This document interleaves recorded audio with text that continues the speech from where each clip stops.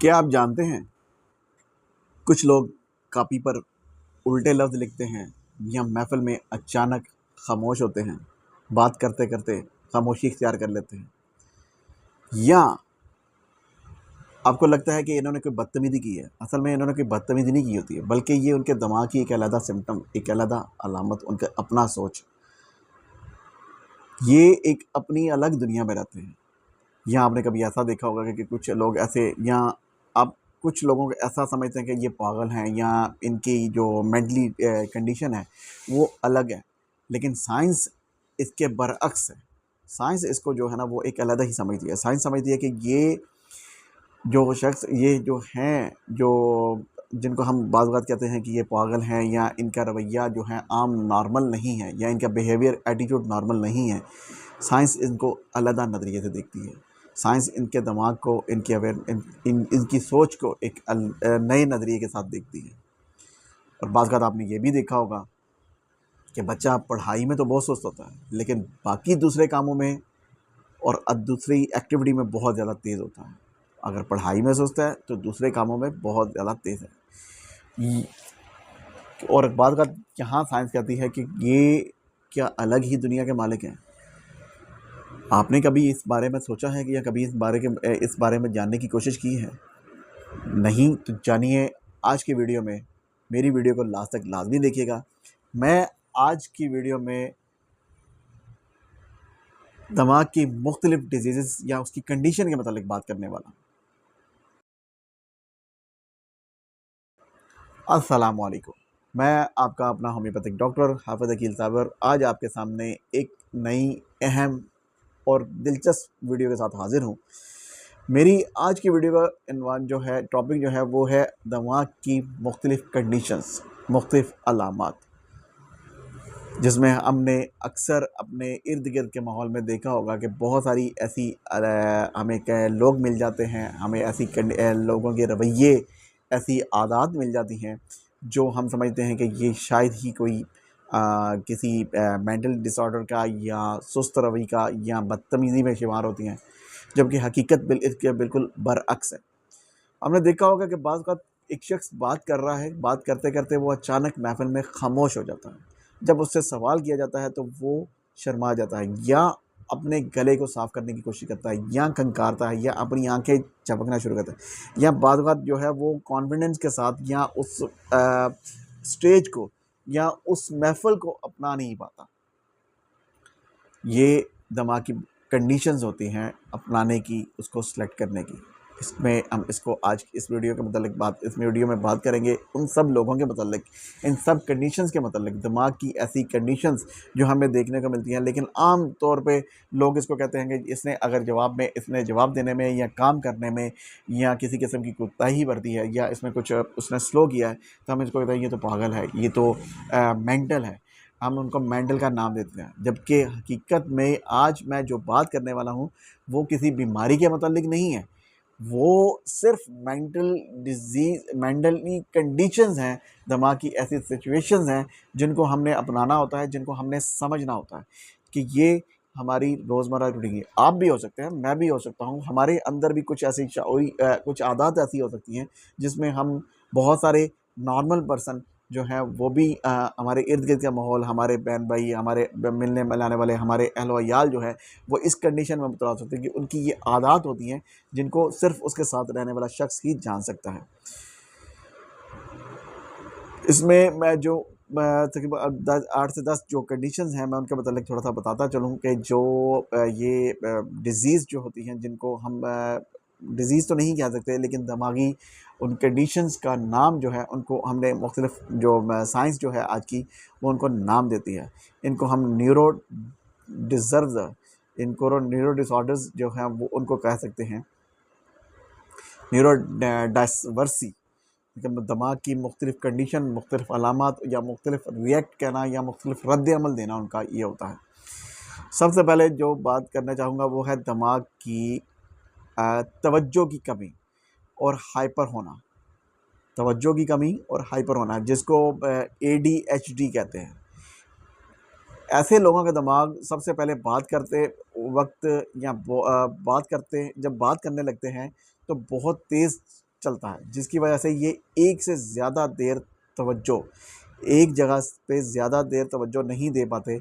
आम लोग समझते हैं कि शायद ये लापरवाह हैं या सुनते नहीं हैं, लेकिन असल में इनके अंदर तवानाई का तूफ़ान होता है।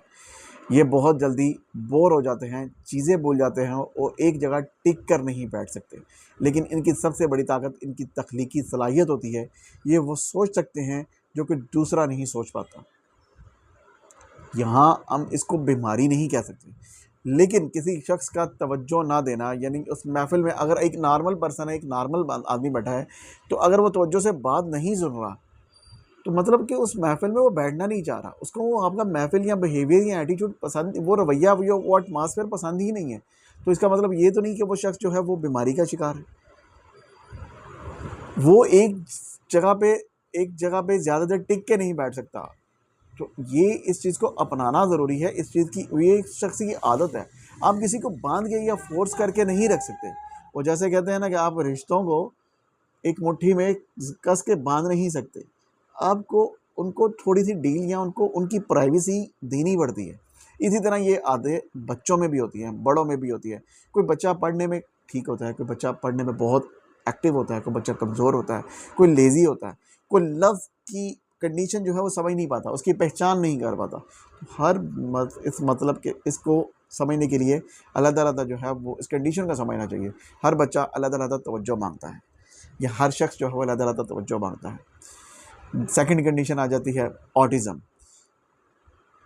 ऑटिज़म के शिकार लोगों का दिमाग दुनिया को बिल्कुल अलग नज़र से देखता है। उन्हें लोगों से घुलने-मिलने, नज़रें मिलाने या आम बातों को समझने में मुश्किल होती है और ये अपनी ही दुनिया में मगन रहते हैं। ये रोज़मर्रा के कामों में ज़रा सी तब्दीली भी पसंद नहीं करते।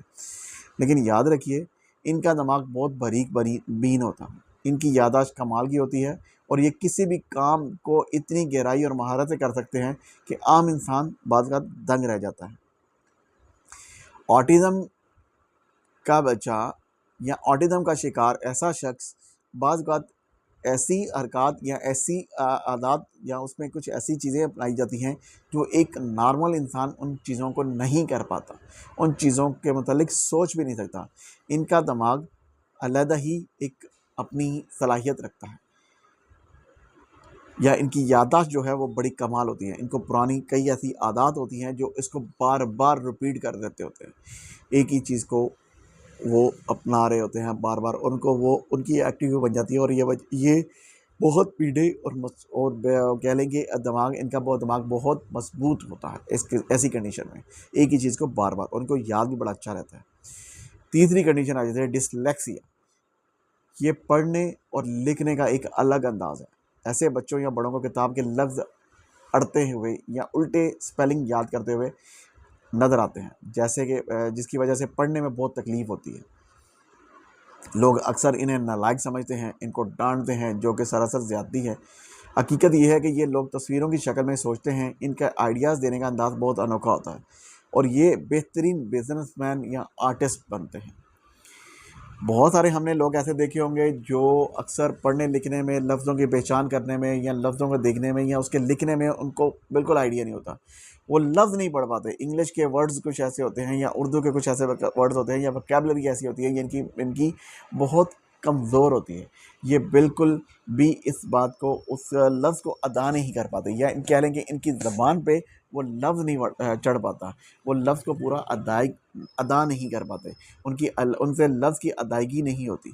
तो ऐसे में हम इनको कहें कि ये जो है वो नालायक हैं, या ये इनको क्या कहते हैं, आप इनको एक्सेप्ट करना या इनको अपनी महफ़िल का या अपनी लाइफ का हिस्सा ना बनाएं, ये बात सरासर गलत है। ये इनके साथ ज़्यादती होगी।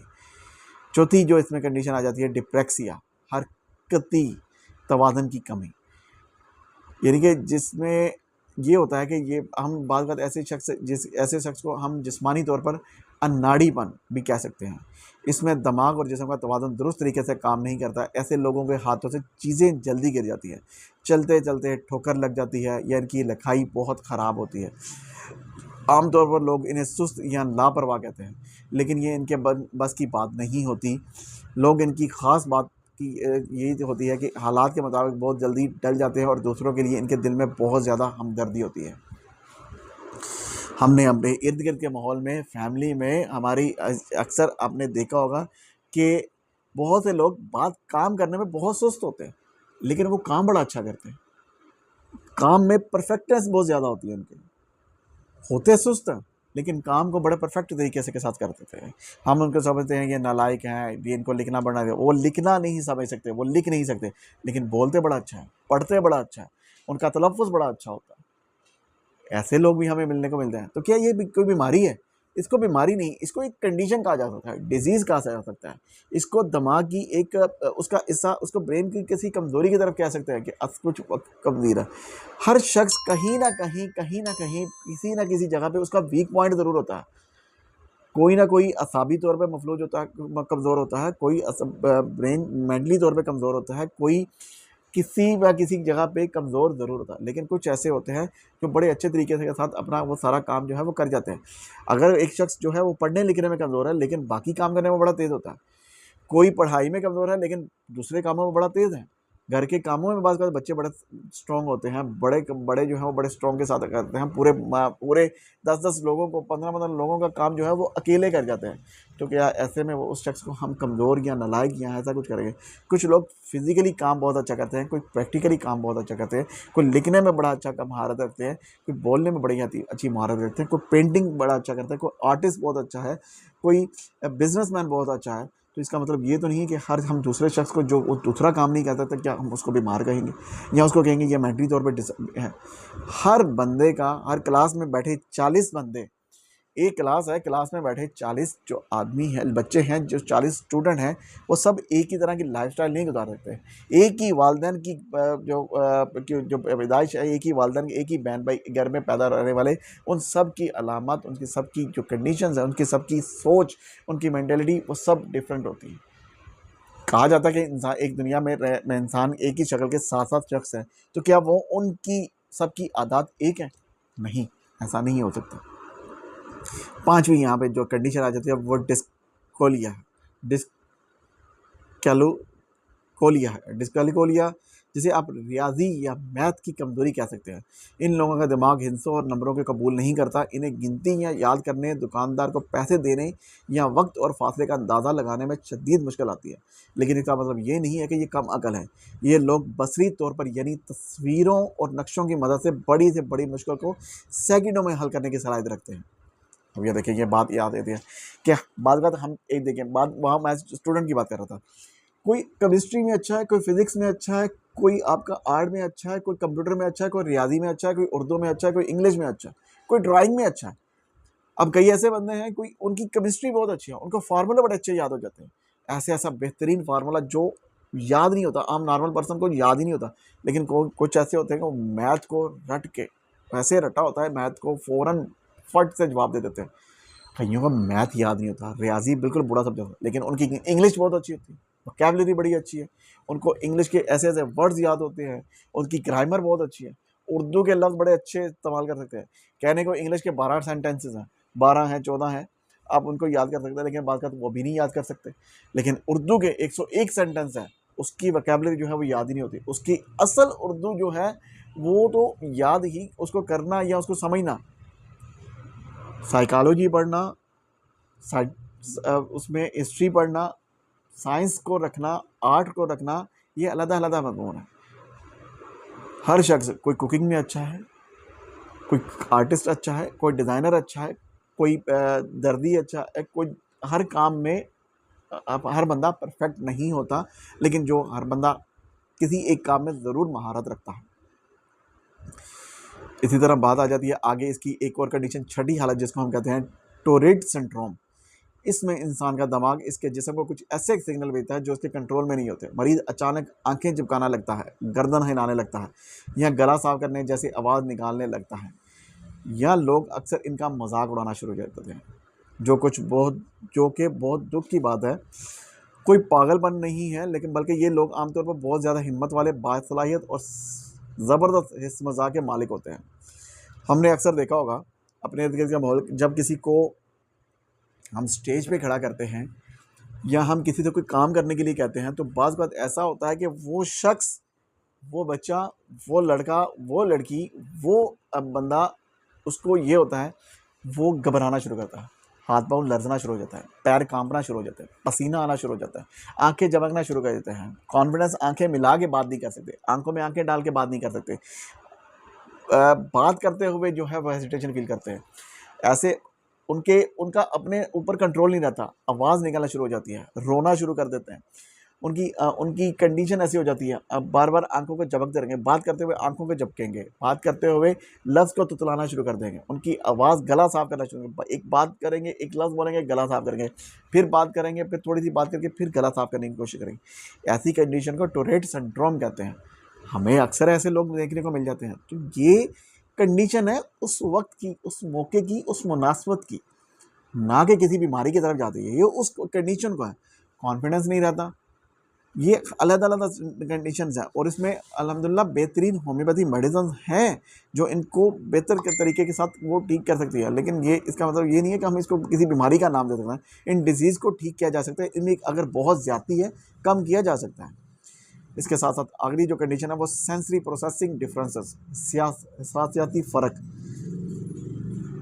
हमारा दिमाग पांच हवास यानी देखने, सुनने और छूने से चलता है, लेकिन इन लोगों का दिमाग इन एहसासियत को बहुत तेज़ या बहुत मध्यम महसूस करता है। मिसाल के तौर पर गाड़ी का एक आम हॉर्न इनके कानों में धमाके की तरह लगता है, या कपड़े का मामूली सा टैग इन्हें बहुत ज़्यादा चुभता है। ये लोग माहौल की छोटी सी छोटी तब्दीली को फ़ौरन भांप लेते हैं और बहुत गहरी सोच के मालिक होते हैं। अब बात आ जाती है, यहाँ पे इसने बात की है कि सेंसरी प्रोसेसिंग डिफरेंस, सेंसर्स। हमने अक्सर चीज़ें देखी होंगी जिनमें 1 sensor, 2 sensor, 3 sensor, 5 sensor, 6 sensor, गाड़ियाँ देखी हैं, इनसे ऐसी चीज़ें हमें ऐसे गैजेट्स देखने को मिलते हैं जिनमें सेंसर्स होते हैं। अल्लाह ताला ने हमारे अंदर हिस्स रखी हैं, 5 हिस्से, लेकिन एक छठी हिस्स भी होती है महसूस करने की, समझने की, ख़तरे को भांपने की, ख़तरे को समझने की। छठी हिस्स के मुताबिक मेरी छठी हिस्स, आपने अक्सर ये बात सुनी होगी, लोग कहते हैं मेरी छठी हिस्स कह रही है कि ये शख्स मुजरिम नहीं हो सकता, ये शख्स फलां काम नहीं कर सकता, ये मुझे इस वक्त ये लगता है। ये हिस्स है सेंसरी प्रोसेसिंग डिफरेंस। ऐसे लोग जिनकी सेंस बहुत तेज़ काम करती हो, हम इन ऐसे लोग भी हमने अक्सर अपने इर्द गिर्द लोगों को, माहौल को देखा है कि वो छोटी से छोटी बात को भी महसूस कर लेते हैं। उनको ऐसी चीज़ें पहले से महसूस हो जाती है। कुछ लोग आके कहते हैं हमें लगता है कि हमारी ये बात सच हो जाए, मैंने इस बात को होते हुए देखा, मुझे लगता है कि ये अगली कंडीशन हो जाएगी, इसके ख़तरात ये हो सकते हैं, इसके, वो कहते हैं मेरी छठी हिस्स होता है। ये छठी हिस्स वाले ही इंसान होते हैं जो बहुत सारी ऐसी बातें, बहुत सारी कंडीशंस जो आपको पहले बता देते हैं, या इनकी ये बड़ी एक क्या लेके पॉजिटिव सोच या मुख्तलिफ सोच के हामिल शख्स होते हैं। गिफ्टनेस या जहानत के साथ चैलेंज, 8वीं हालत को गिफ्टेडनेस कहते हैं। ये वो लोग होते हैं जिनका दिमाग आम बच्चों से कहीं ज़्यादा तेज़ और ज़हीन होता है। इनमें सीखने की भूख बहुत ज़्यादा होती है और ये हर वक्त गहरे और फ़लसफ़ाना सवाल पूछते हैं। लेकिन इसकी जहानत के साथ साथ इनके मिजाज में बहुत चिड़चिड़ाहट और परफेक्शन का जुनून होता है, जिसकी वजह से ये मामूली सा नाकामी पर भी शदीद मायूस हो जाते हैं और ये दुनिया को बदलने वाले नए आइडियाज़ और इजादात सामने लाते हैं। अब इसमें मैं थोड़ी सी बात का वाज़ह करता चलूँ, थोड़ा सा इसको बता दूँ कि हमने देखा होगा कि बहुत सारे लोग ऐसे होते हैं कि सवाल पे सवाल, उनको सीखने का तजस्सुस जिनको होता है, वो हर नई से नई चीज़ को एक्सप्लोर करना चाहते हैं, वो सीखना चाहते हैं और हर नई बात को जांचना चाहते हैं। हमने अक्सर बच्चे देखे होंगे, आप उसको कोई खिलौना दे के आपको उसको चीज़ दे के देखते हैं ना, तो वो क्या होता है, 10 मिनट बाद, 15 मिनट बाद उसको खोल देते हैं, उसको तोड़ देते हैं, उसको देखते हैं वो चलते कैसे हैं, वो काम कैसे करता है। बड़ों की आदत ऐसी होती है, अक्सर ऐसे लोग बैठे होते हैं, वो जब उनको हमने आदत होती है उनको कि जब उनको पेन ही पकड़ाया जाए, एक पेन जो है उसके हाथ में है, तो वो क्या करते हैं, उस पेन को खोल के देख लेते हैं, चाहे वो एक बॉल पेन ही क्यों नहीं है, उसके पेन को उसको कवर कर देखते हैं, इसमें स्प्रिंग कैसा है, छोटा है, बड़ा है, क्या डील है, उसका कार्बन कैसा है, उसका सिक्का कैसा है। कई लोगों को आदत होती है, घड़ी पहनी है, घड़ी को खोल के देखना शुरू कर देते हैं, उसको खोल लेते हैं, उसकी सारी चीज़ देखते हैं, एक एक छोटी छोटी चीज़ जो है उसको मेजर करना शुरू कर देते हैं, उसकी एक एक चीज़ को नापना शुरू कर देते हैं। कपड़ा है, कपड़े को हम उसकी उसकी उसकी जो तंदे होती हैं, उसके धागे जो होते हैं, उनको गिनना शुरू कर देते हैं। आंखों की आदत होती है उसको सीखने की, समझने की, चीज़ बनी कहते हैं। हम लोग तो देखते हैं, बाज़ शख्स देता है, वो जाके गाड़ी देखता है कि इसमें क्या है, ये चीज़ क्या है, अच्छा ठीक है, ये इसका खूबसूरती है। कुछ लोग सिर्फ खूबसूरती को देखते हैं, कुछ लोग उस खूबसूरती के पीछे उसकी मेंटेनेंस, उसके मैकेनिज्म को देखने की कोशिश करते हैं, उसके मैकेनिकल को समझने की कोशिश करते हैं कि ये चीज़ बनी है, क्यों बनी है, इसकी ज़रूरत क्यों थी, क्यों बनाई गई थी। ऐसे लोग गिफ्टनेस होते हैं, इनकी जहानत का चैलेंज होता है। अब क्या ऐसे लोगों को आप क्या मेंटल कहेंगे, ऐसे लोगों को क्या पागल कहेंगे, ऐसे लोगों को क्या, क्योंकि उसके अंदर सीखने का जुनून है, तजस्सुस है। छोटे बच्चे जब वो क्रॉलिंग करना सीखते हैं, चलना सीखते हैं, तो वो छोटे छोटे दराज खोलना सीखते हैं। आपने अक्सर देखा होगा घरों में बच्चे छोड़े, वो एक्सप्लोरिंग टाइम है उनका, वो सीखने का टाइम है। अब वो हर नई से नई चीज़ सीखते हैं, खिलौने के साथ नहीं खेलते, बर्तनों के साथ खेलते हैं, वो उनके सीखने का टाइम है। दराज पे टेबल पे चढ़ने की कोशिश करते हैं, सोफे पे चढ़ने की कोशिश, गिरते हैं, फिर उड़ते हैं, रोते हैं, सीखते हैं, ये उनका टाइम है सीखने का। तो ऐसे में ये लोग जहानत की, इसको कहते हैं गिफ्ट नेट्सर, जहानत के साथ चैलेंज, तजस्सुस पाया जाता है ना। हाईली सेंसिटिव पर्सन, इंतहाई एहसास लोग, ये भी कंडीशन है। इनका दिमाग जज्बात को बहुत गहराई से महसूस करता है। अगर कोई उदास हो या कोई इसका दुख अपने दिल पर ले लेते हैं, ये बहुत जल्दी घबरा जाते हैं और उन्हें पुरसुकून होने के लिए तन्हाई की ज़रूरत होती है। माशरा अक्सर इन्हें कमज़ोर दिल कहता है, लेकिन हकीकत में इनकी ये खासियत एक तोहफ़ा है। ये लोग बेपनाह मोहब्बत करने वाले, वफ़ादार, दूसरों को सच्चे हमदर्द होते हैं। अब ये देखें, यहाँ पे एक बात मैं मज़ीद इसमें इजाफ़ा करूँ, थोड़ा सा समझाऊँ इस बात को, कि देखिए हमने अक्सर ऐसे लोग देखे हैं, वो छोटी सी बात के ऊपर ना हल्का सा उन्हें डांट भी देना, वो रोना शुरू कर देते हैं। किसी का गम सुनते हुए, किसी की बात सुनते हुए, किसी की बात को समझते हुए रोना शुरू कर देते हैं। दुख, उसका दुख बजाय अपना दुख, उसका दुख को अपना दुख समझना शुरू करते हैं। छोटी छोटी बातों पे हल्की सी बात करते हुए या किसी को सेंसिटिव वर्ड करते हुए, मूवीज़ देखते हुए, कोई इमोशनल डायलॉग सुनते हुए या इमोशनल ड्रामा या ऐसी कुछ चीज़ जो उन्हें देखी है, उनकी आंखें नम हो जाएंगी, उनकी आंखों में आंसू आ जाएंगे। कोई काम नहीं कर रहा तो वो उसके दर्द को, अगर चाहे अगला शख्स झूठ ही बोल रहा है, चाहे अगला शख्स जो है वो अपने बातों को या चालाकी के साथ कर रहा है, ये उसकी बात को हकीकत समझ लेते हैं, सदाकत समझते हैं, उसके दर्द को अपना दर्द समझते हैं। कहते हैं आपसे नहीं होता, हम कर देते हैं। 10-10 लोगों का, 15-15 लोगों का, अपनी दर्द को डिफरेंशिएट नहीं करते, अपनी दर्द को नहीं बताते, अपना दर्द जो है वो, अपना दुख जो है वो साइड पे रख देते हैं।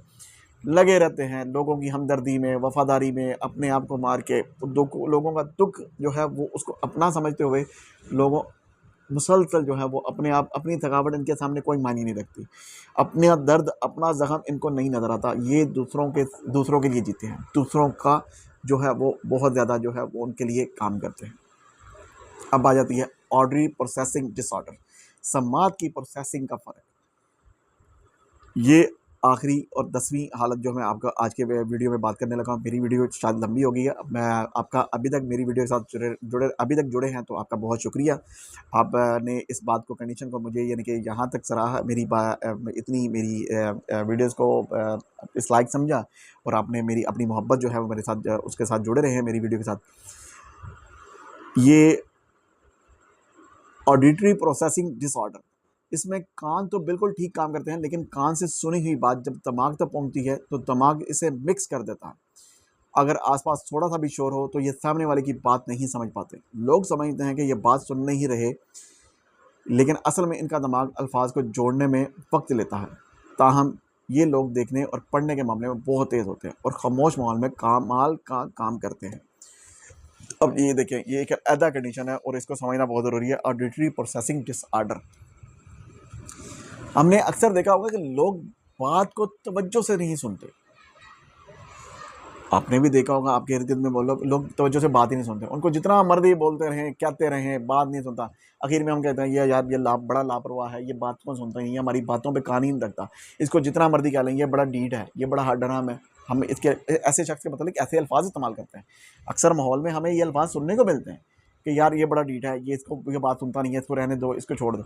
लेकिन वो लोग लिखने, पढ़ने, अपनी बात को बताने में, या उनके अक्सर हमने नावल नगार अक्सर देखा होगा, नावल नगार जो है वो बात को सुनते ज़रूर हैं, समझते ज़रूर हैं, लेकिन अपनी बात को वो बोल के नहीं बताते, एक्सप्रेस नहीं करते। वो लिखते बड़े अच्छे हैं, बात बड़ी अच्छी करते हैं। उनका जो बोलने का वो जो खामोश माहौल में जो बड़ा अच्छा काम करते हैं। एक जो शायर है, जो एक राइटर है, जो एक मौसीकार है, जो एक गुलकार है, वो जब लिखने बैठता है या कोई मौसीकी या कोई ऐसी कोई चीज़ या गज़ल या कोई अशार या कोई नज़म या पोइम या उसने कोई नात ही तैयार करनी है, तो ऐसे शख्स जो हैं वो हमेशा तन्हाई में जाके काम करते हैं, क्योंकि वो ज़्यादातर बात नहीं करना चाहते, वो बोलते नहीं हैं, वो बहुत कम सुनते हैं, वो लोगों की बातें सिर्फ उनको समझते हैं, उनकी एक्सप्रेशन को समझते हैं। लेकिन मसला यहाँ पे नहीं है, वो असल में उनका दिमाग जो है ना वो लाशऊरी तौर पे उनकी बातों को सुन नहीं पाता, समझ नहीं पाता। उनके दिमाग में वो कह लें कि ऐसा उसकी उसमें उनका दिमाग जो है कि यहाँ पे उसकी वीकनेस है, उनमें कहीं कमज़ोरी जो ज़रूर है। लेकिन अब ये कुदरती है, नेचुरल है, तो क्या हम इसको बीमारी का नाम दे के क्या उसको ठीक कर देंगे? ऐसा नहीं है। हाँ, लेकिन इसकी कंडीशन को कुछ हद तक बेहतर की जा सकता है, क्योंकि जहाँ उसको लगता है कि मेरे कानों में बहुत साल आजकल हमें बहुत ज़्यादा ये सुनने को मिलता है कि जब जैसे ही 25-30 साल, 35 साल या 40 साल, हमें अक्सर मरीज़ आके यही शिकायत करते हैं कि डॉक्टर साहब मेरे कानों में ख़ारिश बहुत ज़्यादा रहती है, मेरे कानों में अक्सर शोर रहता है, मेरे कानों में अक्सर सीटियाँ सुनाई देती हैं, जिसकी वजह से मुझे दूसरों की बातें सुनाई नहीं देती, मुझे दूसरों की बातें समझ नहीं आती। मेरे एक कान में अक्सर शोर रहता है, मुझे दूसरे कान से सुनाई दे ठीक देता है, लेकिन कहीं कभी-कभी मेरे कान में हर वक़्त सनसनाहट रहती है, हल्का-हल्का शोर रहता है, हल्की-हल्की आवाज़ आती रहती है। तो ऐसी कंडीशन को तो हम ऐसी कंडीशन को तो हम यानी कि जहाँ शख्स तंग हो जाए, तो हम इसको ठीक कर सकते हैं, इसकी कंडीशन को बेहतर कर सकते हैं, ठीक बेहतर काफ़ी हद तक इसमें बेहतरी ला सकते हैं। मैंने आपके सामने 8 से 10 कंडीशन जो है वो इसके दिमाग की जो है वो आपके सामने रखी है, लेकिन ये सारी को बीमारी का नाम नहीं दे सकते, ये हम इनको पागल पर कह के नहीं छोड़ सकते।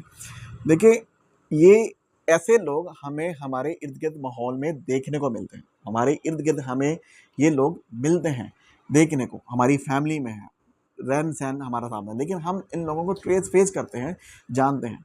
लेकिन अब सवाल यहाँ पे आ जाता है, क्या एलोपैथी और क्या इसको ठीक कर सकती है? एलोपैथी में और होम्योपैथी में या तिब में, दुनिया में जो इलाज की जो तरीकाकार हैं, क्या इनमें कोई इनकी कंडीशन को ठीक किया जा सकता है? देखिए, एलोपैथी की मैं यहाँ बात नहीं करूँगा, देखिए एलोपैथी में मुझे आज तक मैंने इसको नहीं समझा, वो इस कंडीशन को काफ़ी हद तक बेहतर तो कर सकते हैं, यही कहा जा सकता है, लेकिन उसके पास कोई ऐसा सिरप, ऐसी कोई मेडिसिन या ऐसी कोई ऐसी मेडिसिन नहीं है जो इनको सलाह। हाँ, हाइपर होना और नींद ना आना, इसको सुलाने के लिए वो कुछ मेडिसिन जो है मेलेटोनिन जो है वो सिरप या उसका हाइपरिज्म को कम कर सकते हैं। लेकिन अल्हम्दुलिल्लाह होम्योपैथी में कुछ ऐसी मेडिसिन हैं जो इस कंडीशन को ठीक काफ़ी हद तक बेहतर कर सकते हैं, लेकिन ख़त्म कर देना या बिल्कुल ठीक कर देना, ऐसा अभी तक हमने इसमें नहीं पाएगा। वो बेहतर नॉर्मल लाइफ ज़रूर गुजार सकते हैं। 8 साल 2 साल का बच्चा, 4 साल का, 5 साल का बच्चा जैसे बोलना नहीं सीख सकता, या वीक पढ़ाई में कमज़ोर है, या सुनने में कमज़ोर है, या उसकी बोलने की लुकनत पाई जाती है, या उसका चलने में प्रॉब्लम है, या उसकी मेंटली डिसऑर्डर, या उसको बात समझने में या लफ्ज़ों के उल्टा में या लफ्ज़ों को समझने में प्रॉब्लम आ रही है, तो उसको कंडीशन को बेहतर किया जा सकता है। लेकिन ये नहीं कहा जा सकता कि इस बीमारी को, इस कंडीशन को हम बिल्कुल ठीक कर देंगे, जड़ से ख़त्म कर देंगे, ऐसा बिल्कुल नहीं है। मेंटली इसको हम किसी भी किस्म का कोई ऐसा इंकशाफ करना या कहना बिल्कुल सरासर गलत है।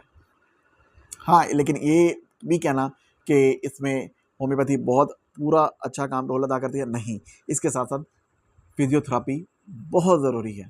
फिज़ियोथेरेपी आप घर में भी कर सकते हैं, आप स्कूलों में भी कर सकते हैं, दरसगाह बनी हुई हैं, ऐसे अदारे हैं जो फिज़ियोथेरेपी कराते हैं।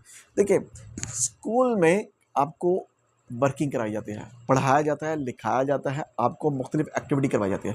लेकिन जो सबसे बेहतरीन दरसगाह है वो इंसान का, उस बच्चे का, उस शख्स का, वो आप उसका घर है, उसका माहौल है। आप घर का माहौल जब उस पे असरअंदाज़ होता है, तो वो बच्चा वहाँ से जब सीखना शुरू करता है, वो कहते हैं ना कि बच्चे को पहले 7 साल अपनी माँ के साथ, अपने वालिदैन के साथ रहना चाहिए, उसको अपने सीने से लगा के रखो।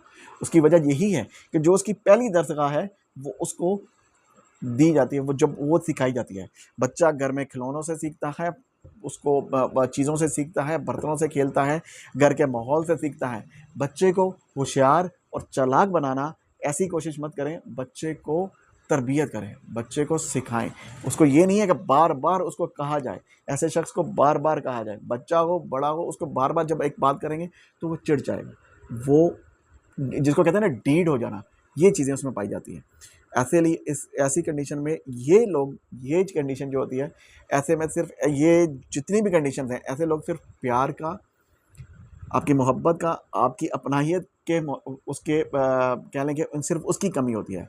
और ये लोग जब किसी अदारे में, ऐसे शख्स, ऐसे मरीज़ जब किसी अदारे में या किसी कह लें कि किसी प्राइमेसिस में जाके काम करते हैं, तो बड़ी अच्छी लाइफस्टाइल जो है वो गुजार सकते हैं और बड़ी अच्छी तरह से ज़िंदगी गुजारते हैं, और कई ऐसे कारनामे भी सर अंजाम दे जाते हैं जो कि आम शख्स नहीं कर सकता। बहुत सारे आपने देखे होंगे, अपने मसाले मिल जाएंगे आपको कि अब नॉर्मल शख्स जो है, जो हाथ पाँव से मजदूर है, लेकिन वो काम कर जाता है, ऐसे ऐसे काम कर जाता है, ऐसी ऐसी चीज़ें कर जाता है जो आम नॉर्मल पर्सन भी नहीं कर सकता। इसलिए ये ऐसे शख्स अगर आपको अपनी लाइफ में, अपनी ज़िंदगी में, अगर आपको इर्द गिर्द फैमिली में मिले, तो इनको इग्नोर मत करें, इनको डिस्करेज मत करें, इनको अपनाएं, इनको मोहब्बत दें, इनके साथ प्यार और खुलूस से पेश आएँ, इनकी बल्कि बेहतर से बेहतर रहनुमाई करने की कोशिश करें, इनको बेहतर, इनको समझने की। अगर बात करने में इकलाहट महसूस करने वाला बंदा है, इकला के बोलने वाला है, तो उसको अपनी बात पूरी करने दें, उसका लफ्ज़ पूरा करवाएं, उसकी बात को सुनें, उसको टाइम दें, ना कि आप उसको साइड पे कर दें। इससे बच्चा या बड़ा या वो शख्स डिसहार्ड होता है। कुछ ऐसी कंडीशन होती हैं जिसमें हम उसको नहीं ले सकते, लेकिन ऐसी कंडीशन में कुछ लोग ये उस प्रेमिसेस का हिस्सा भी नहीं बनते। इनके लिए स्पेशल अदारे बने हैं, स्कूल्स हैं, जहाँ फिजियोथेरेपी के और फिर नॉर्मल लाइफ गुजारें और गुजार भी रहे हैं। और होम्योपैथी अल्हम्दुलिल्लाह इस कंडीशन को बहुत अच्छे तरीके से ट्रीटमेंट कर रही है इसका, और बाकायदा कैंप भी लगते हैं, और उन कैंप में बहुत सारे बच्चे जो हैं अब ठीक होके काफ़ी कंडीशन बेहतर करके अपनी नॉर्मल लाइफ गुजार रहे हैं। मेरी वीडियो अपने दोस्तों के साथ, प्यारों के साथ, अजीज़ों के साथ, सबके साथ लाज़मी शेयर करें, जनरल ग्रुप्स में लाज़मी शेयर करें, ताकि लोग इस कंडीशन को, इस बीमारी को समझ के, इस डिज़ीज़ को समझ सकें। उन लोगों के साथ जिनका रवैया नहीं ठीक, जो अब इन लोगों के साथ रवैया नहीं ठीक रखते, वो भी अपना रवैया ठीक रखें।